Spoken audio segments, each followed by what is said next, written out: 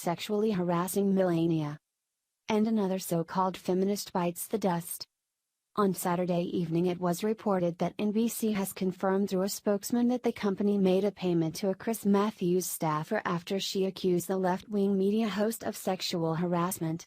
The spokesman added the staffer was a producer who accused Chris Matthews of making sexually inappropriate comments about her when she worked on his show in 1999. The woman worked as an assistant producer on the news show Hardball with Chris Matthews, which at the time was on CNBC. As soon as the improprieties took place, she reported to CNBC executives that Matthews was making lewd jokes and remarks to other people about her. Executives then fully investigated the matter and dealt with it as soon as it was discovered that the accuser was indeed telling the truth. They made the accusations disappear by giving the woman a $40,000 check. None of this comes as a surprise to those of us on the right, since the so-called liberal who stands for women's rights actually got caught on a live mic once making lewd remarks about the wife of then presidential candidate Donald Trump, Melania, during a live MSNBC broadcast. Via Variety. Sexual harassment scandals force media companies to become the news. David Folkenflik has what some might call a plum assignment. As NPR's media correspondent, he can on one day find himself interviewing the editor of the New York Times, and on another analyzing whether AT&T will ever be able to acquire Time Warner. But sometimes he must take on a more daunting task.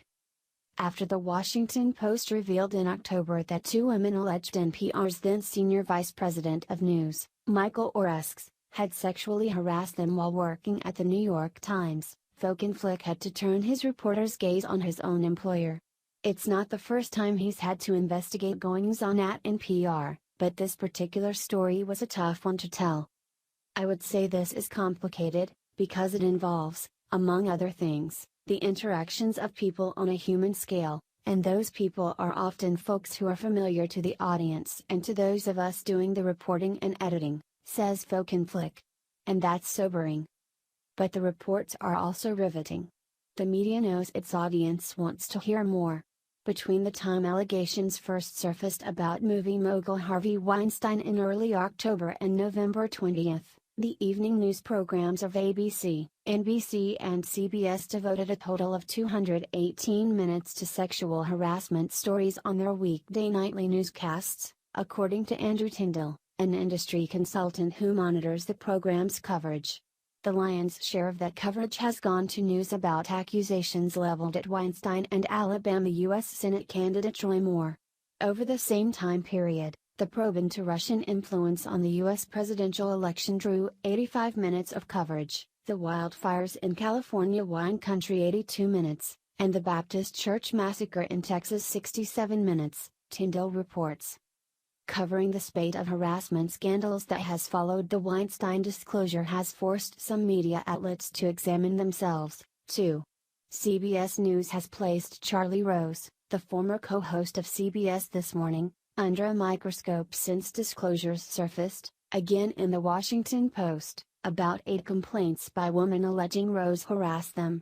MSNBC's Mika Brzezinski had the unenviable task of outlining the fate of Mark Halperin, a longtime contributor to Morning Joe, after CNN disclosed past allegations of sexual harassment against him. Says Chris McComber, an assistant professor of sociology and criminology at Meredith College, a women's liberal arts college in Raleigh, North Carolina, we are in the midst of a cultural shift, and the media is right there, not just showing it but experiencing it too. In many cases, the media outlets aren't the first to alert the public to misbehavior by executives in their organizations. But once revelations surface, they have little choice but to explain to viewers what's happening and to pursue the story rigorously. Both CBS Evening News and CBS This Morning offer little sentimentality in reporting allegations against Rose. Indeed, CBS News staffers found new accusations from 3 women at the network that the Post had not included in its original report. A person familiar with the matter said those women were discovered by CBS News reporters and were not immediately known to management. The efforts made for startling television. One day after the first allegations against Rose surfaced, his co-hosts on CBS This Morning, Gayle King and Norrie O'Donnell, condemned the behavior described in the Post report on air. "This will be investigated. This has to end. This behavior is wrong, period," said O'Donnell. King also expressed uneasiness with her now former colleague. "This is not the man I know, but I'm clearly on the side of the women who have been very hurt and very damaged by this," she said. The episode repeated itself a week later, when co-anchors Savannah Guthrie and Hoda Kotb, clearly shaken, informed viewers in the opening moments of the November 29 broadcast of NBC's Today that Matt Lauer had been fired for inappropriate sexual behavior. In other instances, stories about misconduct have put news organizations on the defensive. NBC News found itself having to explain why reporting that started under its aegis by Ronan Farrow on Weinstein ended up being published by The New Yorker. More uncomfortable still, the situation was inflamed by an appearance Farrow made on MSNBC's Rachel Maddow show, where the host asked Farrow the same question. "You would have to ask NBC and NBC executives about the details," he replied.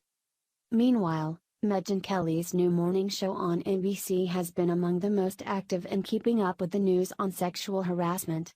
Since allegations against Weinstein surfaced, Kelly has hit the topic hard nearly every day she's on the air. She has won exclusive interviews with accusers of Weinstein and Halperin, as well as women who have leveled allegations against Bill O'Reilly, Brett Ratner, and Kevin Spacey. Kelly's ratings among viewers between 25 and 54, the audience most coveted by advertisers in news programming, reached a new high the week of November 20. She has also made remarks about her experiences with sexual harassment at Fox News and about her interactions with Rose. Covering these incidents will continue to be a challenge for media companies, notes NPR's Foken Flick. When reporting on internal matters, staffers tend to get distracted, even wound up, about information that hits close to home. But NPR has protocols in place so that proper coverage is ensured, he says. There's also a feeling of responsibility to listeners who are interested in how NPR conducts itself, he adds. Media outlets that find sexual harassment cases within their own walls, he says, have the obligation to confront fairly and fully issues like this if they are going to have the standing to challenge it in others. What is really fascinating about all this is how these left-wing hosts go on cable news day in and day out attacking the right while they have so much to hide. The arrogance and elitism in these people runs so deep that they actually believe they will never get caught. This is not the way normal men act, and it's not the way society is, yet these same people tell us how we are supposed to live our lives, what we are supposed to think, and what is and isn't moral. If we disagree with them, we get branded as bigots, racists, or Nazis. Please share if you agree the elite media needs to just go away.